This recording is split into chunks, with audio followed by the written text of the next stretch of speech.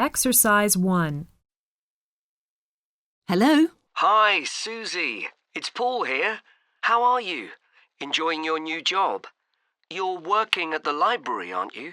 Yes, I started when the library reopened a month ago. It's great. Actually, Carol and I have been meaning to join for a while. Oh, you should. It doesn't cost anything, and the new library has all sorts of facilities. It's not just a place where you borrow books. For instance, there's an area with comfortable seats where you can sit and read the magazines they have there. Some people spend the whole morning there.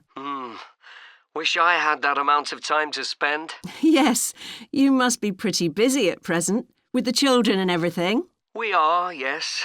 But we're hoping to get away this summer. We're thinking of going to Greece. Well, we've got a much larger section of the library devoted to travel books now, so you should come and have a look. I can't remember if there's anything specifically on Greece, but I should think so. OK.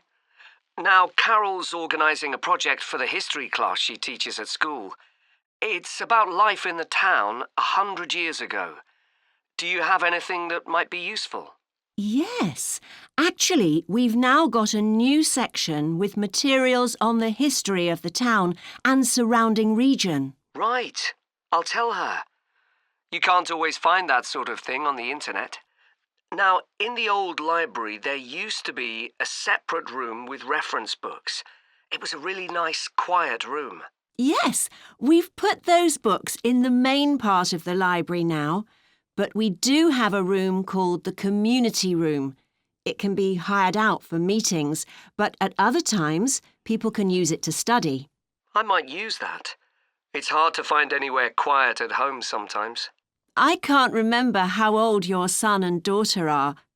We've introduced a special section of fiction written specially for teenagers, but they might be a bit young for that. Yes, they would be. Well, we do have lots of activities for younger children. Yes? For example, we have a science club. At the next meeting, they're going to be doing experiments with stuff that everyone has in the kitchen. Sugar and flour and so on. They might be interested, yes. And we have a competition for children called Reading Challenge. That doesn't begin until after the end of term. They have to read 6 books and they get a certificate if they manage it. So that gives them something to do while they're on holiday, instead of getting bored. That's the idea. And there's special activities for adults too. On Friday, we have a local author called Tanya Streep, who's going to be talking about her new novel. It's called Catch the Mouse, and she based the story on a crime that actually took place here years ago. Right. We're not free on Friday, but I'll look out for the book. Now, this probably isn't for you, but we do have IT support available for members. We get quite a few older people coming along who are wanting to get up to speed with computer technology. It's on Tuesday mornings. They don't need to make an appointment or anything. They just turn up. Well, my mother might be interested. I'll let her know. OK. And there's another service which you wouldn't expect from a library, which is a free medical checkup. The hospital arranges for someone to come along and measure the level of sugar in your blood, and they check cholesterol levels at the same time. Really? Yes, but that's only for the over 60s, so you wouldn't qualify. OK. Well, I'll tell my mother. She might be interested. What other information? Well, we do have a little shop with things like wall charts and greetings cards, and also stamps, so you can post the cards straight away, which is really useful. Yeah. Well, I'll bring the children round at the weekend and we'll join. Oh, one more thing. I'll be bringing the car. Is there parking available? Yes, and it's free in the evening and at weekends. Perfect. Well, thanks, Susie. See you soon. Exercise 2. In this session in your training day, we're going to look at some of the more specialized holidays we offer at BC Travel. Now, the travel business is very competitive, and it's important to be aware of how the market's changing and developing. In terms of age groups, the over 65s are an important market, and one that's increasing steadily year on year. The fewest holidays are taken by the 31 to 42-year-olds, and that figure shows no sign of rising. The biggest market at present is still the youngest group, the 16 to 30s, but this group's also seen the biggest drop over the last few years, whereas there's a noticeable growth in the number of holidays taken by the 55 to 64-year-olds. As far as the 43 to 54-year-olds are concerned, bookings there are steady, but I have to say we haven't seen the increase we expected. One trend we're noticing with nearly all age groups is the growing popularity of holidays in which clients do some kind of specialized activity.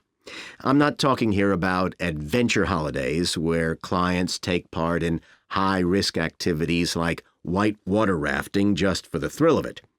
Activity holidays usually involve rather less high-risk sports or things like art and music. They're not necessarily cheaper than ordinary holidays, often the opposite in fact, but they do often take place outside the main tourist centers, which gives an opportunity for clients to find out more about the local people and customs. And many say this is one of the most positive features of these holidays. Of course, they offer the chance to develop a new skill or talent, but clients often say that more than this, it's the chance to create lasting relationships with other like-minded people. That's the main draw. Let me give you some examples of BC travel activity holidays. Our painting holidays take place in 4 different centers in France and Italy, and they're very popular with clients of all abilities from beginners onwards. We've got an excellent team of artists to lead the classes.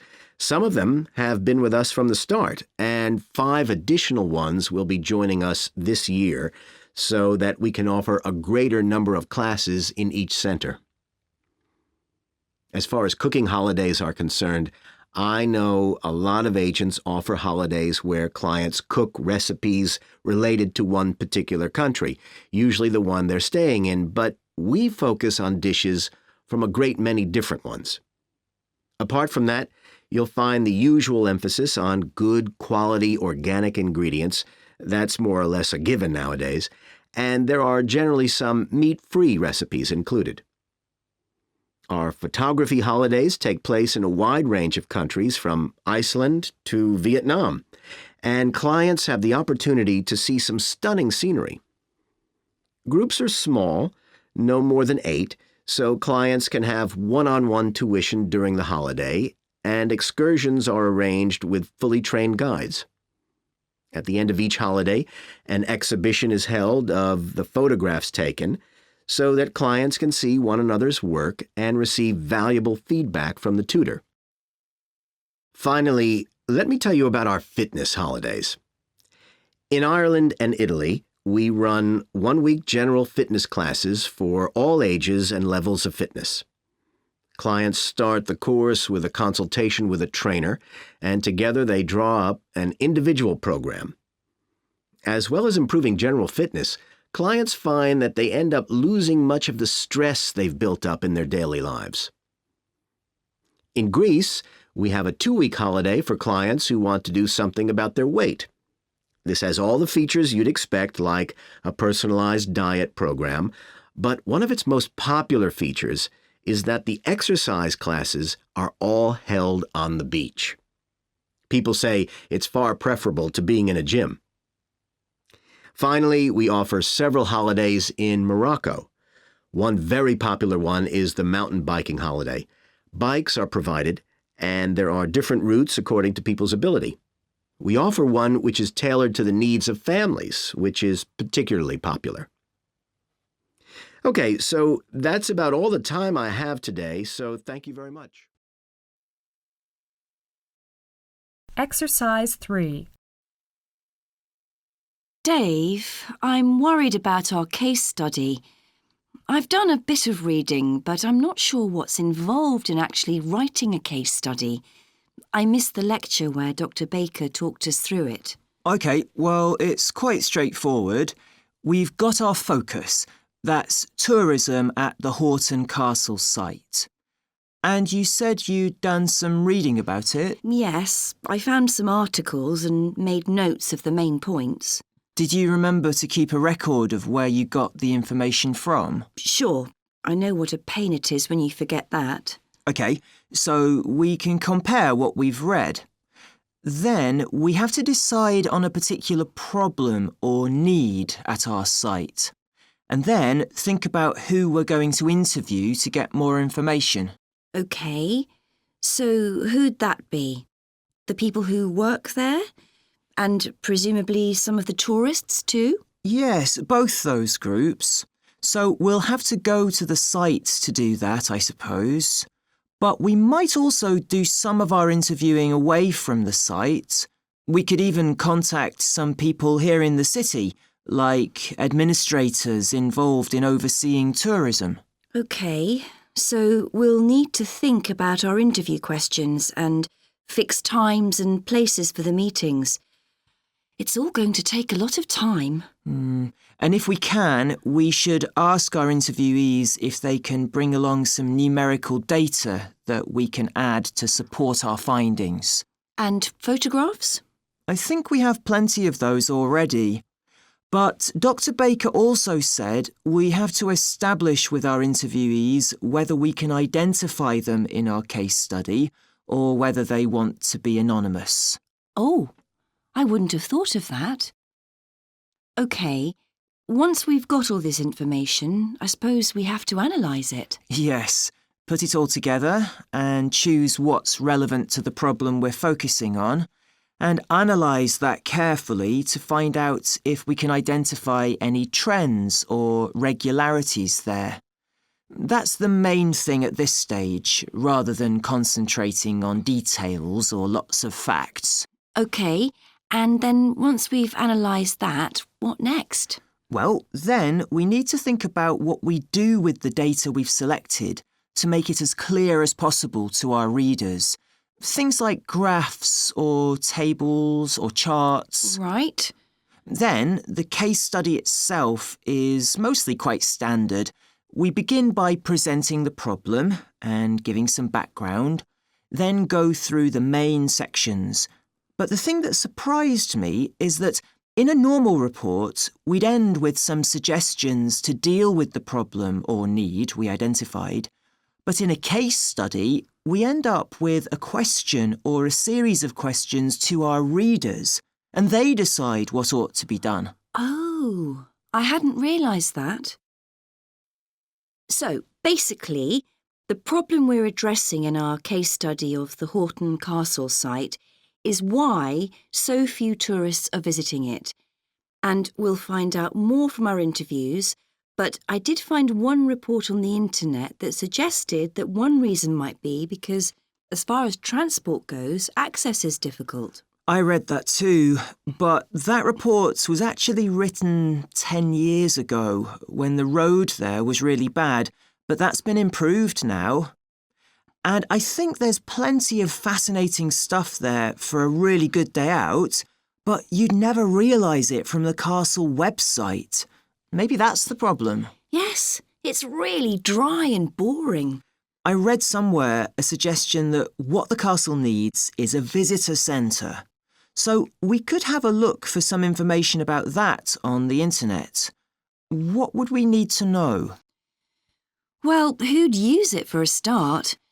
It'd be good to know what categories the visitors fell into too, like school parties or retired people. But I think we'd have to talk to staff to get that information. OK, and as we're thinking of suggesting a visitor centre, we'd also have to look at potential problems. I mean, obviously it wouldn't be cheap to set up. No, but it could be a really good investment. And as it's on a historical site, it'd need to get special planning permission, I expect. That might be hard. Right. especially as the only possible place for it would be at the entrance, and that's right in front of the castle. But it could be a good thing for the town of Horton. At present, it's a bit of a ghost town. Once they've left school and got any skills or qualifications, the young people all get out as fast as they can to get jobs in the city, and the only people left are children and those who've retired. Right. Something else we could investigate would be the potential damage that tourists might cause to the castle site. I mean, their environmental impact. At present, the tourists can just wander around wherever they want. But if numbers increase, there might have to be some restrictions, like sticking to marked ways. And there'd need to be guides and wardens around to make sure these are enforced. Yes, we could look at that too. OK, well, we certainly managed... Exercise 4. OK, so we've been looking at how man-made changes in our environment can affect wildlife. Now, I'll discuss a particular example. Let's take a look at mercury. Mercury's one of the 120 or so elements that make up all matter, and it has the symbol Hg. It's a shiny, silvery substance. You may have seen it in old-fashioned thermometers, but it's not used much for domestic purposes now because it's highly toxic. But the problem is that the amount of mercury in the environment's increasing. The main reason for this is the power plants used to produce electricity. The main source of energy that most of them use is still coal, and when it's burned, it releases mercury into the atmosphere. Some of this gets deposited into lakes and rivers, and if it's ingested by a fish, it's not excreted. It stays in the fish's body, and it enters the food chain. So, it's been known for some time that birds which eat fish may be affected. But what wasn't known until quite recently is that those that eat insects can also be affected.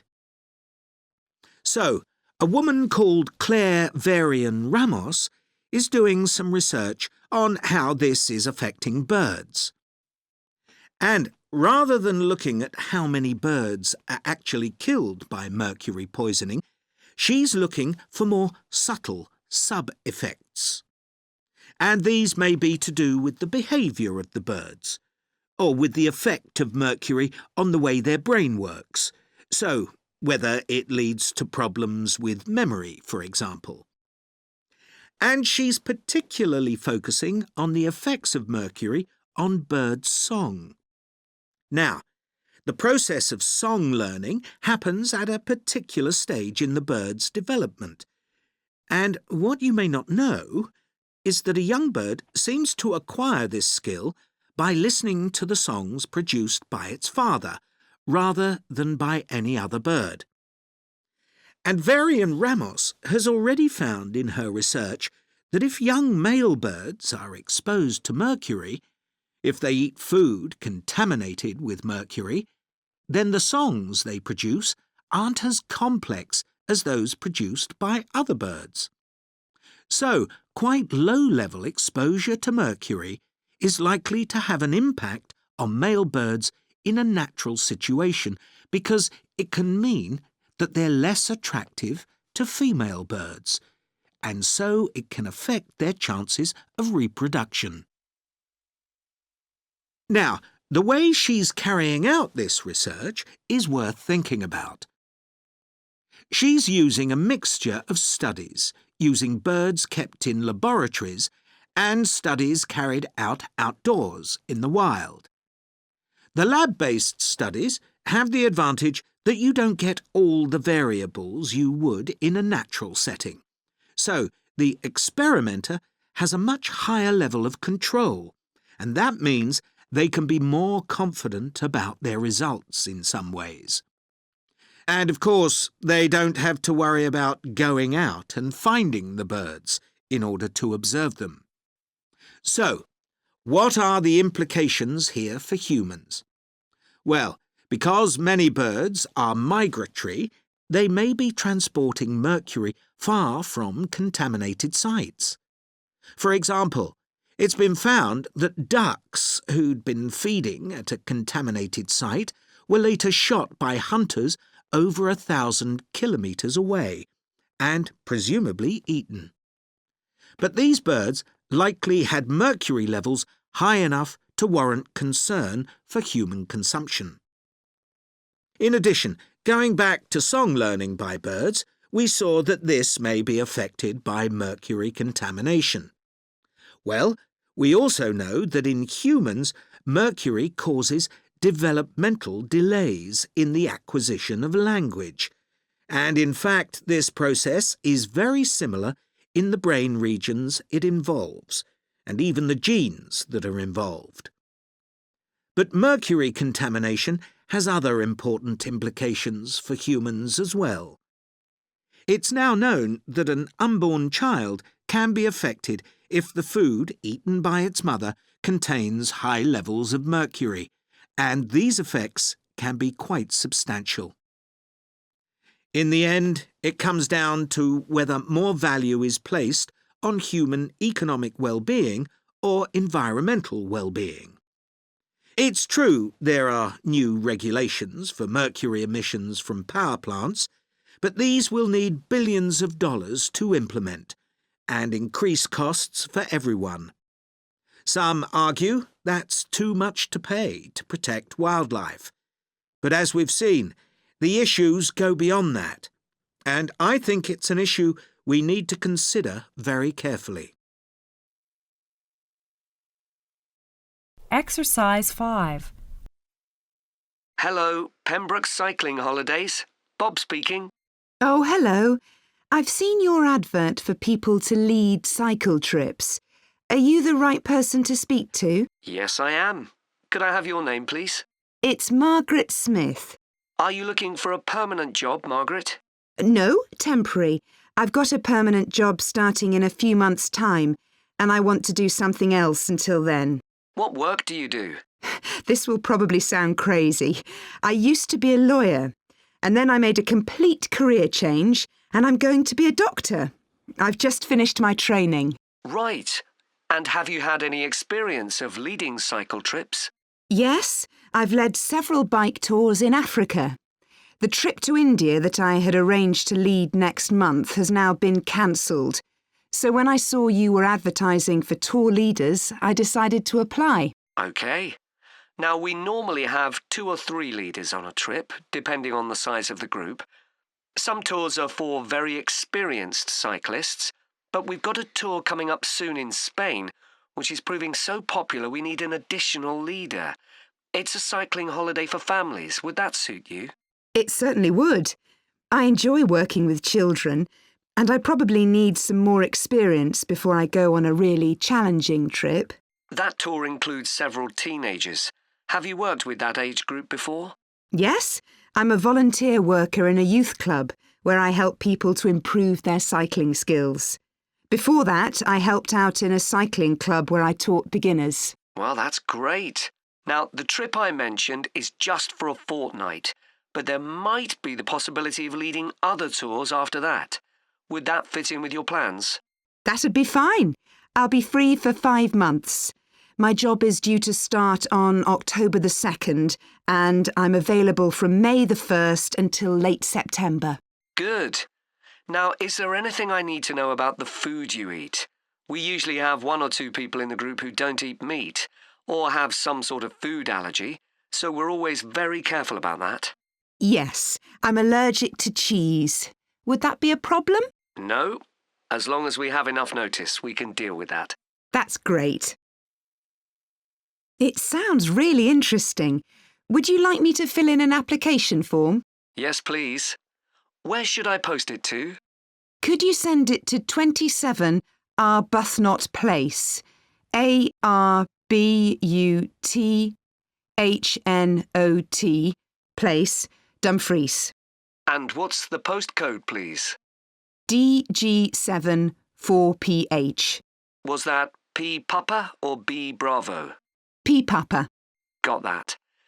If you could return the application form by Friday this week, we can interview you on Tuesday next week. Say 2:30? Would that be possible for you? Yes, it's fine. You're quite a long way from where I live, so I'll drive over on Monday. Should I bring anything to the interview? We'll have your application form, of course, but we'll need to see any certificates you've got that are relevant in cycling, first aid, or whatever. OK. And at the interview, we'd like to find out about your experience of being a tour guide. So, could you prepare a 10-minute talk about that, please? You don't need slides or any complicated equipment, just some notes. Right. I'll start thinking about that straight away. Good. Well, we'll look forward to receiving your application form and we'll contact you to confirm the interview. Thanks very much. Thank you, Margaret. Goodbye. Bye. Exercise 6. Welcome to this podcast about the sheep market, which is one of the oldest parts of the city. As its name suggests, there was originally a market here where farmers brought their sheep, but now it's been redeveloped into a buzzing, vibrant area of the city, which is also home to one of the city's fastest growing communities. The nearby university has always meant the area's popular with students who come in to enjoy the lively nightlife. But now graduates embarking on careers in the worlds of fashion and design are buying up the new apartments recently built here to replace the small houses where the market workers used to live.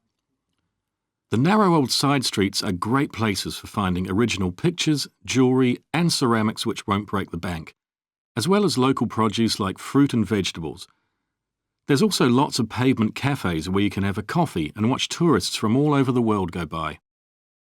The oldest buildings in the area are on the main streets, including the city's first department store, built in the 1880s, which is still open today. The sheep market is a centre for fashion, and there's a policy of encouraging new young designers. The Young Fashion Competition is open to local young people who are passionate about fashion. This year they've been asked to design an outfit based on ideas from the music and technology that's part of their everyday life, using both natural and man-made fibres. The garments will be judged by a panel of experts and fashion designers, and the winning entries will be modelled at a special gala evening. Parking at the sheep market is easy. There are plenty of pay and display car parking spaces on the roadsides, which are fine if you just want to stay for an hour or two. But if you want to spend the day there, it's better to park in one of the 4 underground car parks. It's not expensive, and if you can present a receipt from one of the local stores, you'll not be charged at all. After 6 p.m, many of the car parks have a flat rate which varies, but it is usually very reasonable. The sheep market is one of the main centres for art and history in the whole of the country. If you look at our map, you'll see some of the main attractions there. Most visitors start from Crawley Road at the bottom of the map. The Reynolds House is one of the oldest houses in the city and is open to the public. It's on the north side of Crawley Road, next to the footpath that leads to the public gardens. The area is particularly interesting for its unusual sculptures. The thumb is just what its name suggests, but it's about 10 metres high. You'll see it on Hill Road, across the road from the bank. The museum's got a particularly fine collection of New Zealand landscapes. It's on the east side of the sheep market, on City Road. It's on the other side of the road from the public gardens, immediately facing the junction with Hill Road. The Contemporary Art Gallery is on a little road that leads off Station Square, not far from the public gardens. The road ends at the gallery. It doesn't go anywhere else. That's open every day except Mondays. The Warner Gallery specialises in 19th century art. It's on City Road, near the junction with Crawley Road, on the same side of the road as the public gardens. It's open on weekdays from 9 to 5 and entry is free. Finally, if you're interested in purchasing high-quality artwork, the place to go is Nucleus. You need to go from Crawley Road up through Station Square and east along Hill Road until you get to a small winding road turning off. Go up there and it's on your right. If you get to City Road, you've gone too far. Exercise 7. Joe, You know I'm giving a presentation in our film studies class next week? Yes. Well, could we discuss it? I could do with getting someone else's opinion. Of course, Katie. What are you going to talk about? It's about film adaptations of Shakespeare's plays. I've got very interested in all the different approaches that film directors take. Uh-huh. So I thought I'd start with Giannetti, who's a professor of film and literature, and in one of his books he came up with a straightforward classification of film adaptations based on how faithful they are to the original plays and novels. Right. I've already made some notes on that, so I just need to sort those out before the presentation. I thought that next I'd ask the class to come up with the worst examples of Shakespeare adaptations that they've seen, and to say why. That should be more fun than having their favourite versions. Yes, I can certainly think of a couple. Right. Next, I want to talk about Rachel Malco. I came across something on the internet about her work on film adaptations, and I was thinking of showing some film clips to illustrate her ideas. Will you have enough time, though, both to prepare and during the presentation? After all, I doubt if you'll be able to find all the clips you want. Perhaps you're right. OK, well, I'd better do some slides instead, saying how various films relate to what she says. That should encourage discussion. Next, I want to say something about how plays may be chosen for adaptation because they're concerned with issues of the time when the film is made. You mean things like patriotism or the role of government? Exactly. It's quite tricky, but I've got a few ideas I'd like to discuss. And finally, I want to talk about a few adaptations that I think illustrate a range of approaches and make some comments on them. Do you know the Japanese film Ran? I haven't seen it. It was based on Shakespeare's King Lear, wasn't it? That's right. It was a very loose adaptation, using the same situation and story, but moving it to 16th century Japan instead of 16th century Britain. So, for example, the king's daughters become sons, because in Japanese culture at that time, women couldn't succeed to the throne. OK. I hope you're going to talk about the 1993 film of Much Ado About Nothing. I think that's one of the best Shakespeare films. It really brings the play to life, doesn't it? Yes, I agree. And I think filming it in Italy, where the play is set, makes you see what life was like at the time of the play. Absolutely. Right. What's next? Next, I thought Romeo and Juliet, the 1996 film, which moves the action into the present day. Yes, it worked really well, I thought, changing the two feuding families in the original to two competing business empires, even though they're speaking in the English of the original play. You'd expect it would sound really bizarre, but I found I soon got used to it. Me too. Then I thought I'd include a real Hollywood film, one that's intended to appeal to a mass commercial audience. There must be quite a number of those. Yes, but I've picked the 1996 film of Hamlet. It included every line of the text, but it's more like a typical action hero movie. There are loads of special effects, but no unifying interpretation of the play. All show and no substance. Exactly. Then there's Prospero's books, based on The Tempest. That was really innovative from a stylistic point of view. Didn't it include dance and singing and animation as well as live actors? Yes, it did. I also want to mention Looking for Richard. Did you ever see it? No, but I've read about it.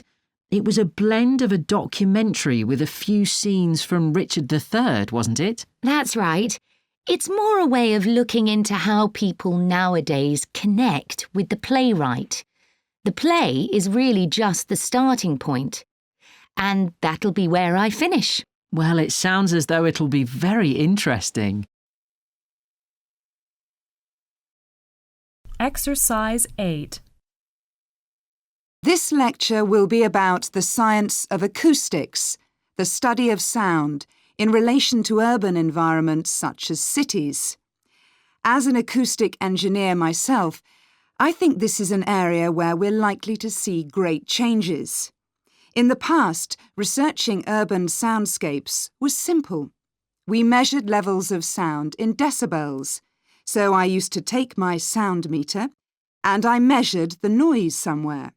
And then I might ask a sample of people to say at what level the sound became annoying.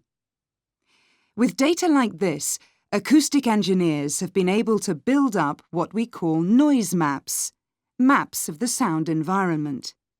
But actually, these aren't a lot of use. What they do show is that the highest noise levels are generally on roads. Well, that's not really very surprising. But there's quite a lot going on that these maps don't show, because they can't capture the complex way that sound varies over time. So they ignore important issues such as the noise someone might hear from the open windows or gardens of their neighbours. And this sort of noise can be quite significant in summer. We don't have any databases on this sort of information. As well as that, these records of sound levels take no account of the fact that people vary in their perceptions of noise. So someone like me with years of working in acoustics might be very different from you in that regard. But anyway, even though these noise maps are fairly crude, they've been useful in providing information and raising awareness that noise matters. We need to deal with it, and so it's a political matter. And that's important. We need rules and regulations because noise can cause all sorts of problems. Those of you who are city dwellers know that things go on 24 hours a day, so city dwellers often suffer from interrupted sleep. It's also known that noise can lead to a rise in levels of stress due to physical changes in the body affecting the composition of the blood. And there are other problems as well. For instance, if school children don't have a quiet place to study, their work will suffer. Now, one problem with decibel measurement is that it doesn't differentiate between different types of noise. Some types of sounds that most people would probably think of as nice and relaxing might well score quite highly in decibel levels. Think of the sound made by a fountain in a town square, for example. That's not necessarily something that we'd want to control or reduce.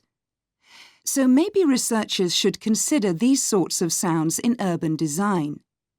This is going to be tricky, because just measuring decibel levels isn't going to help us here.